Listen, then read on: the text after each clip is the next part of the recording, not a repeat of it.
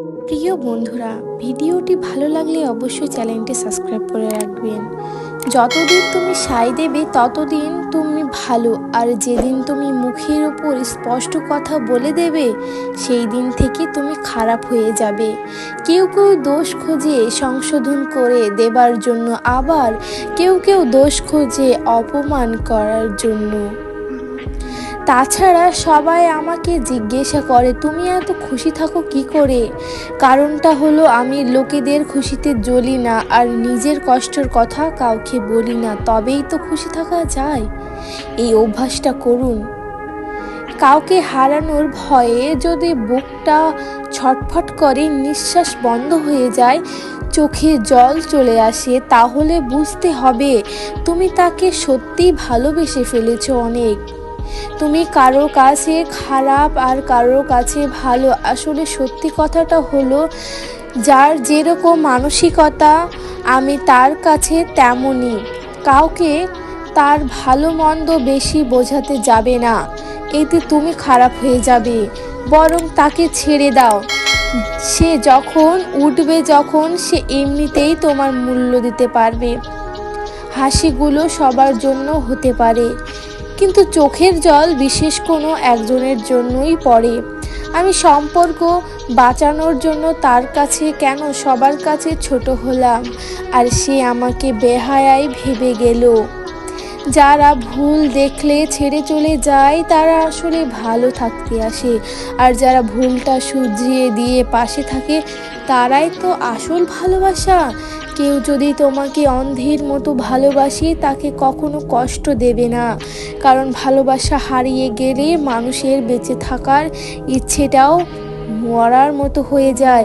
ভালোবাসা হলো একটি মায়া, তুমি এতে দূরে যাবে ততই কাছে টানবে, যত ভুলে যাবে ততই মনে পড়বে, আর যতটুকু হাসবে তার থেকে বেশি কাঁদবে।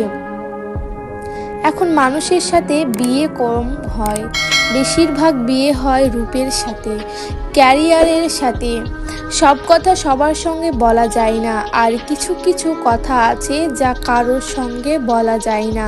শুধুমাত্র সারা জীবন নিজের সঙ্গেই বলতে হয়, এবং নিজের কষ্ট নিজেকেই সয়ে নিতে হয়। ছোটবেলায় নারকেল পাতার ঘড়িটা একদম পারফেক্ট ছিল না, ছিল সময়ের চিন্তা, না ছিল ঘড়ির নষ্ট হওয়ার চিন্তা। চিন্তা থাকলে নিজেকে জ্বলবে, আর খুশি থাকলে দুনিয়া জ্বলবে। অধিকারের জায়গাটা যেখানে শূন্য, অভিমান আর প্রতারণা সেখানেই মূল্যহীনই থাকে। গুছিয়ে মিথ্যা বলা মানুষগুলো সবার কাছে প্রিয় হয়, অপ্রিয় হয় শুধু মুখের ওপর সত্য বলা মানুষগুলোই।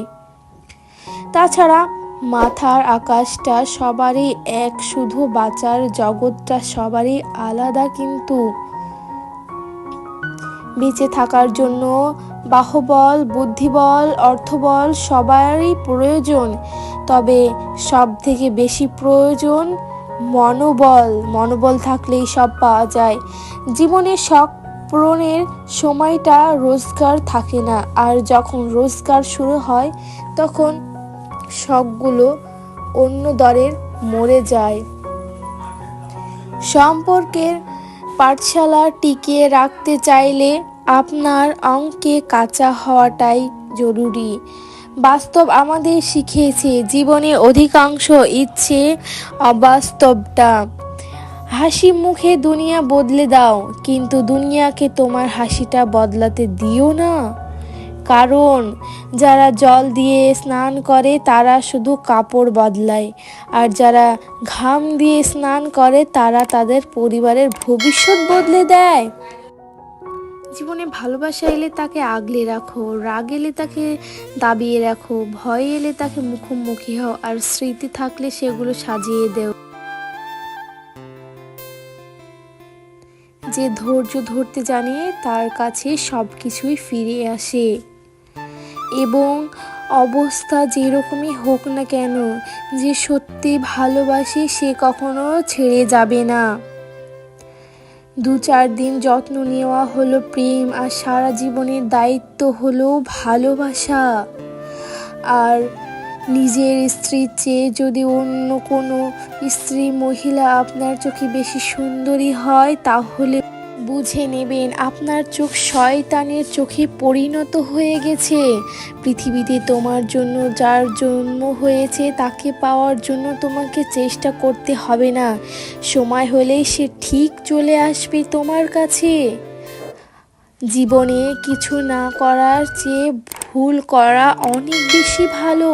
শত্রুরা তোমার মনোবল ভাঙতে পারবে না, তোমার প্রিয় মানুষেরা সেটা পারবে। আমাদের নিজেদের কিছু অভ্যাসের কারণেই জীবনটা আকর্ষণ কঠিন হয়ে ওঠে। মোমবাতি হওয়া সহজ কাজ নয়, আলো দেওয়ার জন্য সর্বপ্রথম নিজেকে পুড়তে হয়। একা থাকলে যদি তুমি নিঃসঙ্গ হও তাহলে তুমি খারাপ সঙ্গে আছো। এবং তাছাড়া ভালোবাসা মানে শেষ হয়ে যাওয়ার কথা পরেও মুখোমুখি বসে থাকা হয়। তোমাকে যখন বেশি তার চেয়েও বেশি দেখি, যখন দেখি না, আমি বলছি না ভালোবাসতেই হবে, আমি চাই কেউ একজন আমার জন্য অপেক্ষা করুক। আমি বলছি না ভালোবাসলেই হবে, সত্যকে ভালোবাসা, কিছু ভুলকে ক্ষমা করা, তাছাড়া কিছুই না। কাউকে ঠকিয়ে নিজের বুদ্ধিমান ভেবো না, সময়ের ব্যবধানে একদিন তুমিও ঠকে যাবে। পাওয়ার ইচ্ছেটা দুজনের হলে সম্পর্ক ঠিকই পূর্ণতা পায়। মিথ্যা এমনিতেই খুবই ভয়ঙ্কর, আর কাছের মানুষের মিথ্যা প্রতারণা আরও বেশি ভয়ঙ্কর হয়ে থাকে। যে তোমার সাথে কথা বলার জন্য একটি সময় চায় তাকে কখনোই ব্যস্ততা দেখিও না। একদিন গল্প করা মানুষটাও একটা সময় পরে আমাদের জীবনের শুধু গল্পই হয়ে থেকে যাবে। স্বার্থ যেখানে শেষ, বদনামের শুরু সেখানেই থাকে। যে হাজারো ব্যস্ততা থাকা সত্ত্বেও তোমাকে কখনো ব্যস্ততা দেখায়নি, সে মানুষটা শুধুই তোমার। যখন দেখবে মনের কথা মন খুলে কাউকে বললে পারছো না, চুপচাপ নিজেকে চলে হচ্ছে, তখনই বুঝে নেবে তোমার আপন বলতে কেউ নেই এখানে। যখন তুমি নিজের ব্যথা অনুভব করবে, টের পাবে, তার মানে তুমি জীবনিত। আর যখন তুমি অন্যের ব্যথা অনুভব করবে, কষ্ট পাবে, তখন তুমি মানুষ, তাছাড়া কিছুই না। পুত্র সন্তান যদি একটি বাড়ির প্রদীপ হয়, তাহলে জানবেন কন্যা সন্তান